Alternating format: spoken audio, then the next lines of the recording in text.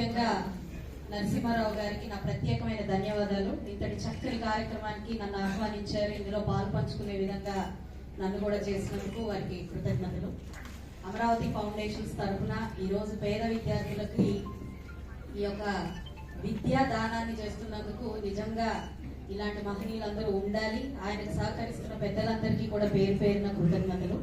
అయితే ఇందాక పెద్దలు రాజన్ గారు అన్నారు తెలివైన వారు ఎవరు అని. నాకు తెలిసిన ఒక ఆలోచన వచ్చిందండి. ఒక మనిషికి ఇంకొక మనిషి నిలబడితే ఈ నిలబడిన వాడే తెలివైన వాడు. అలాగా ఇక్కడ ఇందరి విద్యార్థుల కోసం నిలబడిన పెద్దలందరూ కూడా తెలివైన వాళ్ళే. సో సమాజం మొత్తం కూడా తెలివైన వాళ్ళతో నిండిపోవాలి అని చెప్పి ప్రజల కోసం ఇలా ప్రజా ప్రతినిధులుగా లేదంటే ఆఫీసర్లుగా పెద్దలుగా ఈరోజు సమాజంలో ఉన్న వాళ్ళందరూ కూడా వారి శ్రేయస్సు కోసం పాటుపడాలి, నిరంతరం వారి కోసమే ఉండాలి. బడుగు బలహీన వర్గాలందరినీ కూడా పైకి తీసుకురావాలి.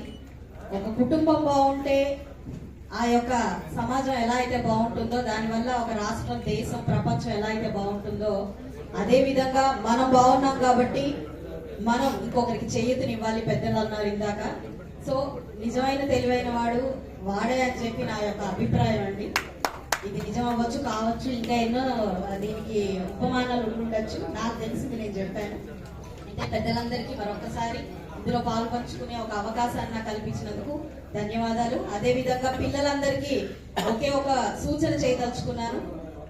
మీ భవిష్యత్తు చాలా బాగుండాలి అని అంటే మీ మనసులో ఈ రోజు ఏ ఆకాంక్షతో అయితే మంచి మార్పులతో మీరు ఇలా నిలబడి పెద్దల మన్ననలు పొంది ఈ యొక్క సహాయాన్ని పొందుతున్నారో అది మనసులో నిరంతరం ఉంచుకోవాలి. మీరు సమాజానికి ఇంకొకరికి చేయూతను అందించే వరకు కూడా ఈ యొక్క ఆలోచనని మనసులో నింపుకొని ముందుకెళ్ళాలి. అదొక్కటే నిజమైన స్ఫూర్తిగా మీరు భావించాలి.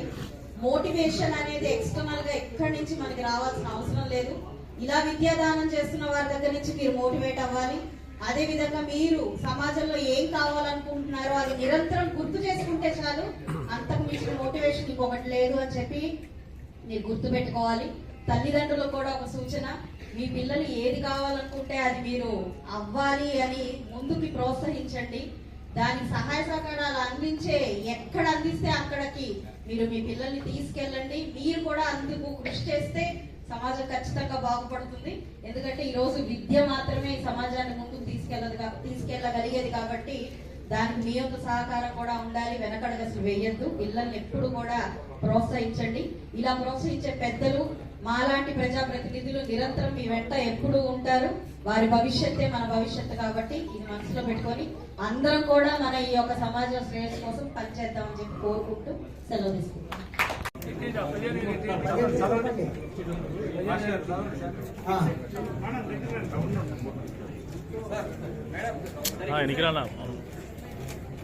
తర్వాత 15,000 ఇస్తున్నారు స్పెషల్. తప్పట్లు కొట్టండి ఒకసారి.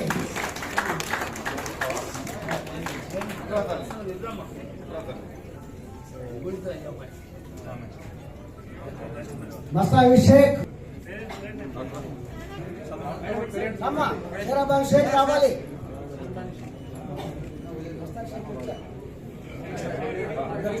ఎన్ని చెప్పారు ఆపండి, ఒక్క నిమిషం. ఎన్ని చెప్పారు ఆపండి.